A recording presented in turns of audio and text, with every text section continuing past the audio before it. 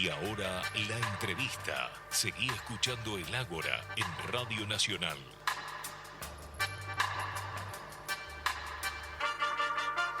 Alejandro Uciarelli es profesor a cargo de la cátedra de farmacognosia de la carrera de farmacia y profesor y coordinador de la cátedra libre de uso de cannabis medicinal de la carrera de medicina, en ambos casos en la Universidad Nacional del Sur, y además es miembro y cofundador de ReproCan, la red de profesionales para el estudio del cannabis medicinal. Y hoy nos va a ayudar a interiorizarnos sobre esta cuestión tan compleja, pero tan interesante y tan necesaria de debatir, que es el cannabis medicinal. Buen día, Alejandro, ¿cómo estás? Buenos días a todos, gracias por este espacio que nos permite un poco visibilizar la temática del cannabis medicinal. No, te agradecemos nosotros a vos por hacerte un tiempo para poder consultarte y entender un poco mejor. Y para el que no conoce a ReproCan, te quería preguntar qué es ReproCan, cómo surge y qué tipo de actividades desarrollan, quién los integra. Bien, ReproCan hace referencia a la red de profesionales para el estudio del cannabis medicinal y está conformado por una red de profesionales de diferentes áreas que involucran la medicina, la farmacia, psicología, la agronomía, también la sociología, la bioquímica, el derecho y la veterinaria, entre otras, junto con familiares, personas usuarias que encontramos y trabajamos en el cannabis medicinal, brindando herramientas que aporten soluciones a necesidades en cuanto al tema de salud, utilizando como estrategia el uso del cannabis terapéutico. Y además participamos en actividades que involucran la educación, la formación académica, el control de calidad también de muestras que adquieren las personas usuarias, el asesoramiento de pacientes y la reducción de riesgos asociados al cannabis, y para eso tenemos distintas líneas de trabajo. Una es un proyecto de extensión universitaria de la Universidad Nacional del Sur, y el otro es la cátedra libre de uso de cannabis medicinal correspondiente a la carrera de medicina, pero abierto a otros estudiantes y también a otros profesionales y por supuesto graduados. Ah, bien, esto es importante. Yo no necesito ser ni estudiante de medicina en particular, ni estudiante de la Universidad Nacional del Sur en general, sino que puedo participar libremente, digamos. Exactamente, de eso se trata esto de ampliar derechos en el uso del cannabis medicinal, y por supuesto lo que es la capacitación a través de una asignatura de una universidad pública realza ese concepto de que las personas pueden asistir. De hecho, las puertas de la universidad son libres, porque todos por supuesto apoyamos a los docentes con nuestros impuestos, así que además de eso lo destacamos en esta cátedra que reúne a familias y a profesionales. Bien. Sin distinción por supuesto del tipo de profesión. Y ReproCan digamos, tiene su base acá en Bahía Blanca, pero tiene influencia en la región, digamos, tiene ese mismo fenómeno que la Universidad Nacional del Sur, que obviamente tiene una gran influencia en lo que es el sudoeste bonaerense, o ustedes trabajan específicamente en Bahía Blanca. En realidad, la idea de esta red que se origina en Bahía Blanca es propagar estas acciones en otras localidades, y recientemente, bueno, ya es de público conocimiento que trabajamos con una localidad hermana que es ReproCan Torkins, una localidad que ha acogido al grupo de ReproCan y a los familiares en esta temática del cannabis medicinal, y de hecho, como quien dice, han superado al maestro, por decirlo de alguna manera, porque van mucho más avanzados también en lo que es los proyectos de ordenanza, que creo que se trata esta semana respecto al registro de usuarios, y eventualmente contemplar más derechos para las personas, cosa que acá en Bahía todavía estamos trabajando en el tema. Así que la idea es que esto se propague y no queda circunscripto a Bahía Blanca, porque además de Torkins trabajamos con otras asociaciones del país, y también en lo que es a nivel nacional el Consejo Consultivo Honorario, del cual formamos parte desde hace muy poquito tiempo. Sobre eso te quería preguntar, ¿qué es este Consejo Consultivo Honorario? Digamos, ¿qué pasa ahí? ¿Qué implica? ¿Y qué significado tiene la participación de ReproCan en el Consejo? Bien, es muy interesante la pregunta, porque tiene que ver casualmente con un comité consultivo podríamos decir de referentes, no expertos porque hay mucha gente, pero en este caso nuclea a representantes sociales, donde está ReproCan en cuanto a la parte de asociaciones civiles, y también hay referentes en la temática de derechos humanos, que es muy importante destacar que son equipos multi-interdisciplinarios, no queda circunscripto solamente a lo que es la ciencia, algo que a veces la ciencia no puede explicar, lo que son a veces los derechos humanos y los sentimientos de las personas padecientes. Y en ese sentido es un grupo multidisciplinario, trabajando fundamentalmente para asesorar a su vez a otros asesores de legisladores y legisladoras en pos de estos proyectos que se están tratando vinculados a la reglamentación vigente, la ley de cannabis medicinal 27.350, y también lo que se refiere a la ley de estupefacientes 23.737.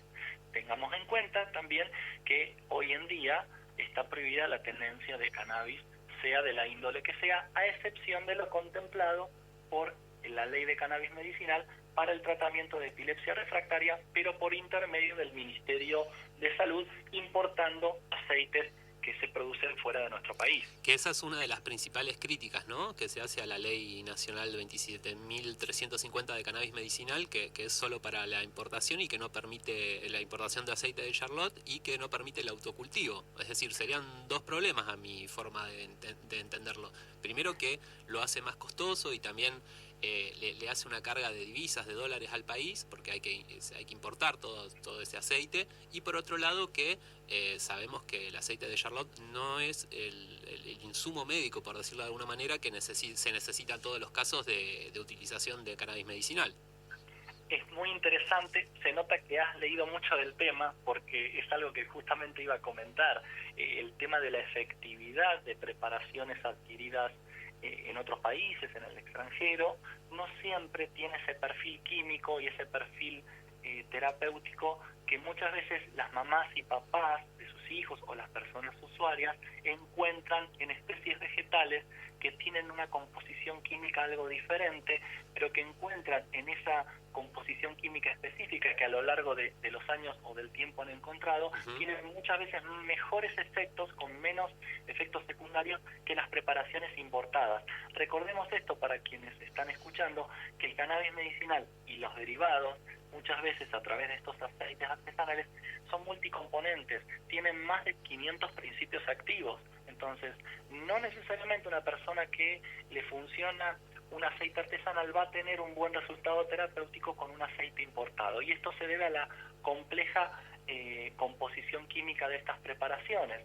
Lo que destacamos desde ReproCan es la importancia de fomentar medidas y reglamentaciones tendientes a ampliar derechos a través del autocultivo, que el Estado participe, que acompañe pero no penalice, siempre supervisando para ayudar obviamente a reducir cualquier efecto secundario que pueda darse debido a este uso. De todas maneras, como siempre dice nuestro colega Nicolás Diviase, es que es tan noble el cannabis que no registra reportes respecto a muertes por uso de preparaciones de cannabis, cuando por supuesto el producto es genuino. Y acá es donde el ReproCan participa también del control de calidad de preparaciones que actualmente utiliza la población, un poco para suplir la falta quizás de recursos del Estado, no con mala intención, pero sí que a veces obviamente necesita de diversos actores de diversas disciplinas. Claro.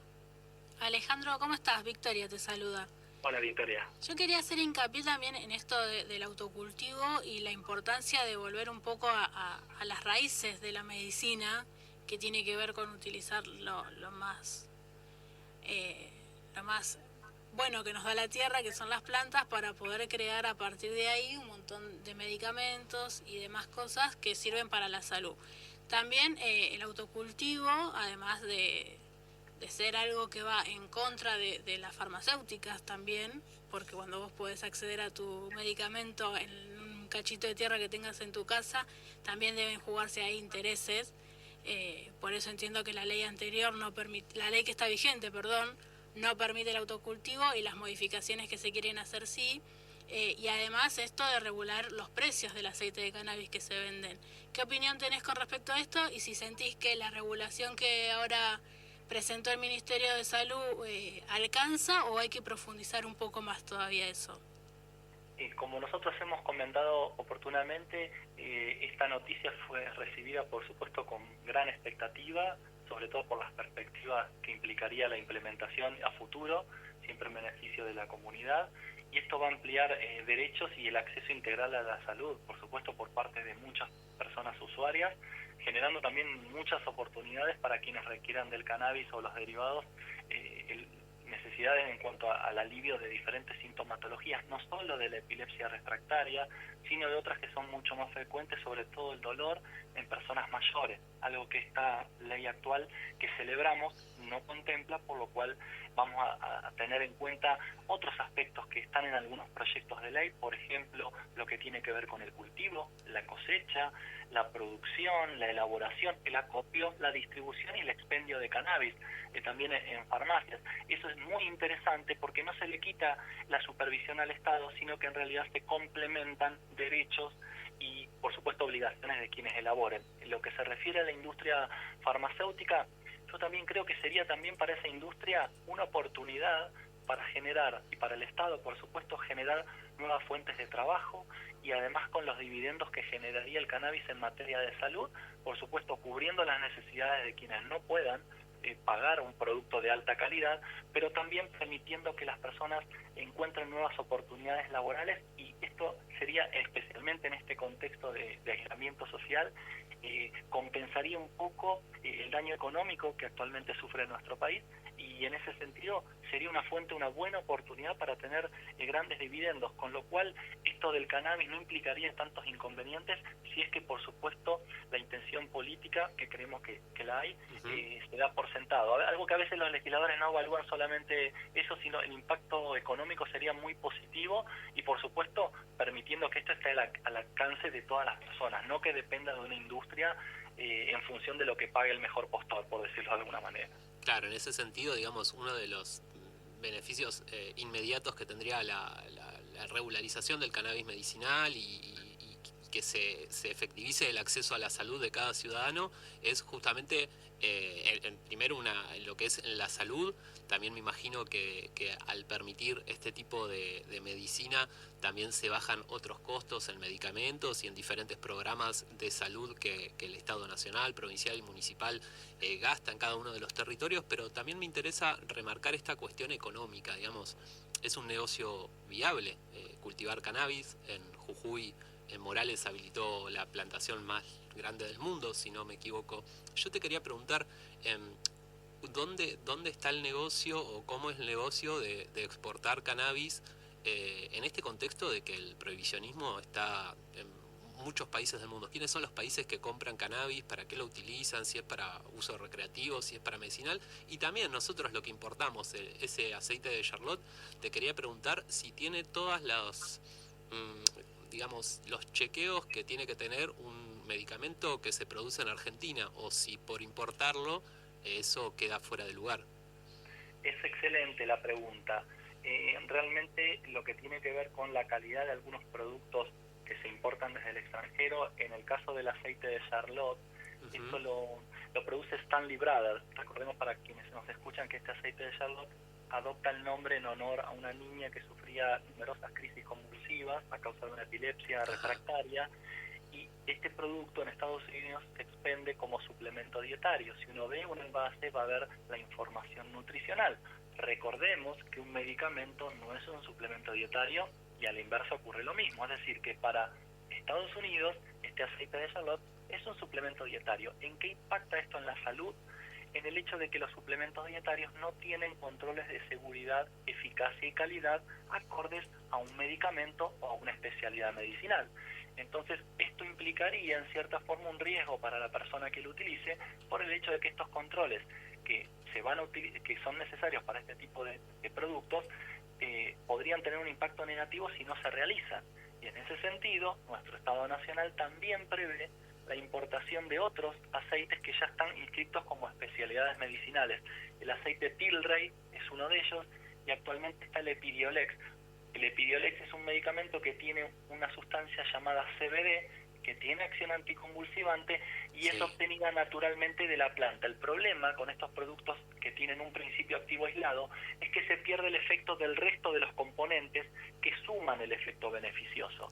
Y eso es lo que destacamos. Y es clave esto, especialmente en el grupo de médicos y médicas, tener en cuenta que lo que implica la fitoterapia casualmente, y el secreto y el éxito, es la acción conjunta de más de un principio activo en detrimento de uno solo. Eso es importantísimo. A ver si entiendo. Yo puedo tener un compuesto X que haga un efecto Y, un compuesto Z que haga un efecto W, pero cuando los tengo juntos hacen un tercer efecto que no lo tiene ninguno de los dos por separado. ¿Esa sería la idea? Es exactamente esa la idea. Ese efecto en donde se complementan distintas acciones o se refuerzan se denomina efecto de séquito o efecto entourage. Es un efecto que lo describen hace varios años distintos investigadores, y es verdad, funcionan mejor un grupo de compuestos que un principio activo por separado, incluso a una mayor dosis, y eso es clave en la fitoterapia. La fitoterapia, hecha con cualquier especie, incluida el cannabis, tiene la ventaja y el secreto de que se pueden utilizar este tipo de preparaciones bajo supervisión médica durante largos periodos de tiempo, y especialmente en sintomatologías y enfermedades crónicas, dolor, artrosis, artritis, el caso de epilepsias refractarias, eventualmente en casos de personas sometidas a quimioterapia, pero no necesariamente para una crisis aguda de dolor, como podría ser, por ejemplo, si una persona va caminando, se tuerce el pie, trastabilla y tiene un dolor que tiene que aliviar en el momento. Probablemente la mejor estrategia sea tomarse un analgésico convencional. Claro. Ahora, en una persona que va a necesitar de una fitoterapia durante mucho tiempo, quizás durante toda su vida o varios meses, lo mejor es la fitoterapia si encontramos la herramienta y la planta medicinal. No significa que el cannabis sirva para todo, que el cannabis no tenga que estar bajo una supervisión o un acompañamiento, vamos a decirlo así, de un profesional de la medicina, pero es muy noble. Entonces, salvo y cuando esa planta tiene un potencial tóxico, directamente no está disponible para la población en general y se extrae el principio activo. ¿Cuándo digo esto? Por ejemplo, personas que tienen problemas cardíacos no utilizan un extracto de la planta digital, utilizan la digoxina aislada, ¿sí? Ya viene el preparado. En el caso del cannabis no implica mayores riesgos siempre y cuando se custodie en cierta forma, se supervise la cadena de producción, algo que un cultivador lo sabe muy bien, porque no atentaría contra la salud de un familiar haciendo una práctica inadecuada. Claro.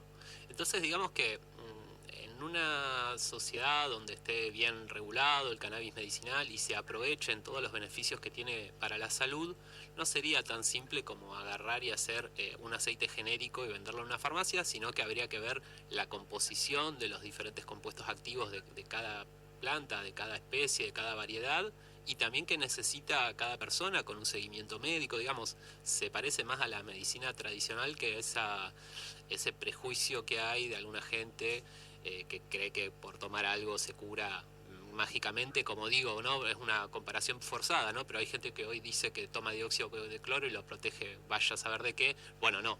Con el cannabis medicinal no es así, no es que me tomo unas gotitas de aceite y voy a andar bien por la vida, sino que necesito un médico que me controle, que me haga el seguimiento, y también hay que ver qué compuesto exactamente necesito, sino que no habría un solo aceite.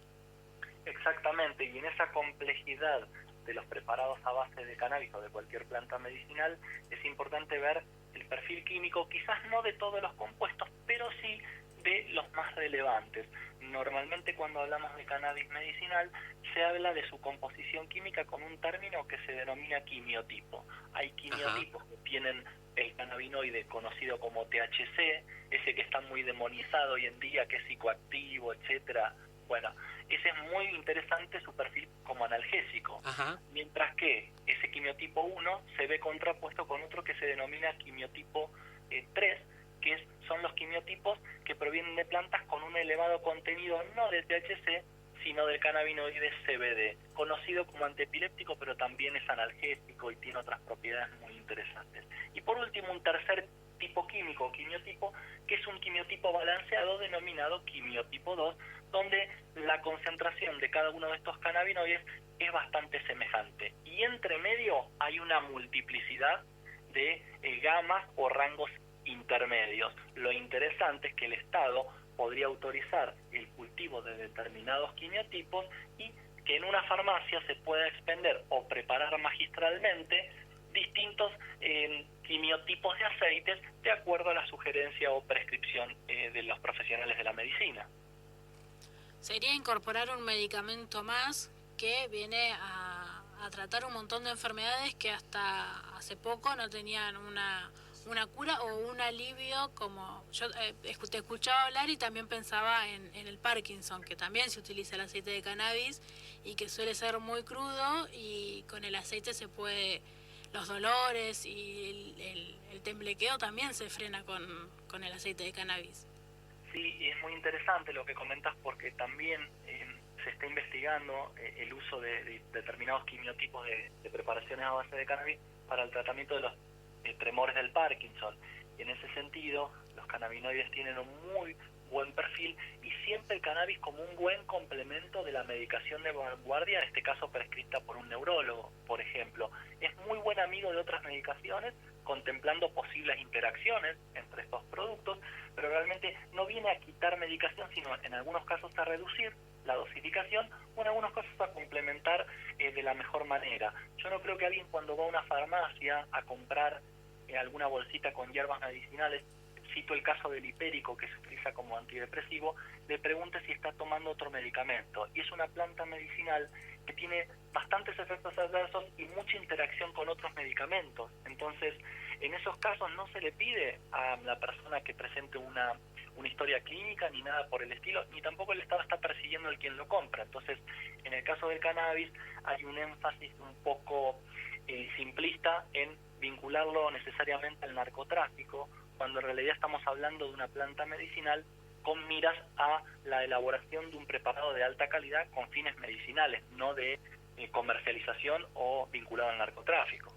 Claro, y de comercialización a escala masiva, porque también está la cuestión del narcotráfico, la cuestión del narcomenudeo. Muchas veces se persigue al que hace narcomenudeo, se lo vende como narcotráfico, al narcotráfico no se lo conoce, y también se mete como narcotraficante al cultivador, al que hace autocultivo, al que hace cultivo solidario para una persona que por ahí, una señora, un señor que vive en un departamento y que no puede cultivar, tiene una persona que le cultiva y se persigue a ambos. Pero yo te quería preguntar, ya que salió el tema del narcotráfico, muchas veces se habla de la marihuana como una droga, y en cierto sentido se puede decir que lo es, porque bueno, hay gente que lo consume con ese sentido, así como ustedes le dan un uso medicinal. Pero yo lo que te quiero preguntar es, la persona que consume aceite de cannabis, ¿está, digamos, bajo estos efectos psicoactivos que vos hablabas del THC, o puede tener una reacción digamos, va a tener alteraciones psicológicas, psicotrópicas, o no? Puede hacer su vida normal, digamos. Bien, eso es muy interesante, lo aborda nuestro compañero Nicolás Libiase en las charlas, pero es muy interesante porque no depende solamente de este cannabinoide que se ha demonizado llamado THC, sí, sino que también depende de si está acompañado por otros, como el caso del CBD, donde este último cannabinoide atenúa los efectos psicotrópicos del THC. Es decir, que si uno logra obtener una preparación donde haya, aunque sea una baja cantidad de CBD, esos efectos psicotrópicos del THC van a verse bastante atenuados. Ni hablar que la vía de administración también va a hacer que este efecto psicotrópico se atenúe, por el hecho de que la vía oral, la más común utilizada para las preparaciones de cannabis a través del aceite, sufre un primer paso por el hígado. Es decir, que el hígado en primera instancia, luego de la ingestión del aceite, metaboliza gran parte de estos cannabinoides, con lo cual la dosificación que llega a plasma, la cantidad, es mucho menor y llega menos al cerebro. ¿Por qué? Porque se distribuye en todo el cuerpo. En cambio, la vía inhalatoria a través del fumado es una vía para el alivio, por ejemplo, rápido de algún dolor, pero llega mucha más cantidad al cerebro, ¿sí? Primero porque no pasa por el hígado, llega directamente del pulmón a la sangre y luego al cerebro, y en estos casos, cuando uno habla de cannabis, tiene que aclarar la vía de administración. Entonces, eso de que el paciente se va a poner loco, va a estar drogándose, y va a tener un comportamiento destructivo hacia la comunidad, en realidad hay que tomarlo con pinzas, porque termina siendo, en definitiva, una cuestión de comportamiento individual. Hay personas cuyo comportamiento varía notablemente con el alcohol. Claro. Y no está mal visto en la sociedad consumir alcohol en altas cantidades. Entonces, si una persona usuaria está bajo tratamiento con cannabis, habría que ver esa dosificación y que, por supuesto, tenga una certificación de un médico tratante como para poder aclarar que no está haciendo narcomenudeo, sino que lo está utilizando con fines terapéuticos. Bien, bien. Alejandro, para ir cerrando, te hago un par de preguntas cortitas, pero que por ahí se me ocurren que a alguna persona que nos esté escuchando le puede quedar la duda. ¿En qué casos no se aconseja o qué tipo de pacientes no se le aconseja el consumo de cannabis medicinal? Bien, siempre tener cuidado en lo que son, si bien yo no soy médico, soy farmacéutico, siempre, por supuesto, velando por la salud de la población. Personas de riesgo, hablamos de personas con insuficiencias cardíacas, personas que utilizan anticoagulantes también, personas con relaciones problemáticas con las drogas de abuso también, pero reiteremos que el uso por vía oral es mucho más benévolo. Lo que generaría algún inconveniente es personas, por ejemplo, adolescentes, ¿sí? que recién se inician en una terapia y podrían interpretar el fumado del cannabis como una situación común, pero no sería el caso. Ahí hay que especificar la vía. Personas también inmunocomprometidas, un poco por el hecho de que en el caso de algunas preparaciones, si uno compra mediante el narcomenudeo, como se dice, podría haber esporas de algunos hongos que pueden ser toxicogénicas. Personas también que toman otros medicamentos, informarle al médico para que optimice el momento del día en el cual utilizar la medicación, y algunos efectos adversos se pueden dar en lo que es la hipotensión. De acuerdo al quimiotipo puede haber aumento de la frecuencia cardíaca o descenso, y en el caso de las personas que utilizan por vía vaporizada, inhalatoria, tener en cuenta que como hay receptores para los cannabinoides en pulmón, también pueden experimentar sensaciones diferentes a lo que están acostumbrados, ¿sí? Porque actúa también en una región que se llama tronco encefálico, que regula la función cardiovascular.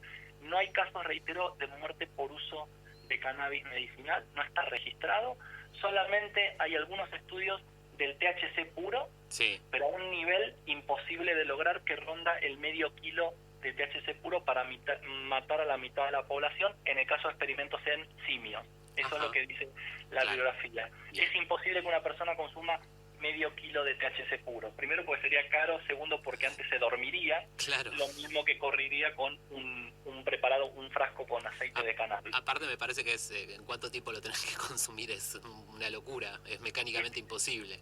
Es imposible. Para que uno tome como referencia, quien nos escucha, si uno quiere comprar un estándar puro mediante un laboratorio de THC, medio mililitro, 0,5 centímetros cúbicos, superan los $1.000. Así que imaginemos medio kilo, realmente es imposible. Ni vos ni yo lo vamos a poder comprar, y seguramente la gente que nos escucha tampoco.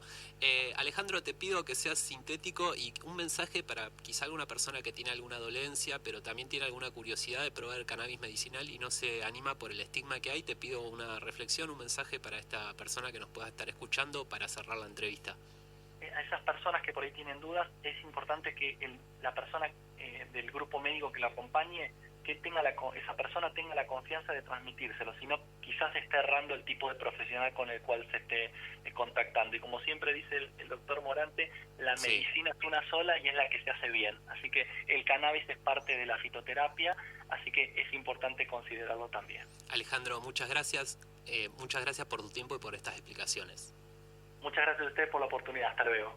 Alejandro Uciarelli, conversábamos recién, que es profesor a cargo de la Cátedra de Farmacognosia de la carrera de Farmacia y profesor coordinador de la Cátedra de Uso de Cannabis Medicinal de la Universidad Nacional del Sur, también miembro, fundador e integrante de ReproCan, Red de Profesionales para el Estudio del Cannabis Medicinal. Nos quedamos sin tiempo, Vicky. Nos fuimos. Sí, volvemos cuando. Mañana. Tenemos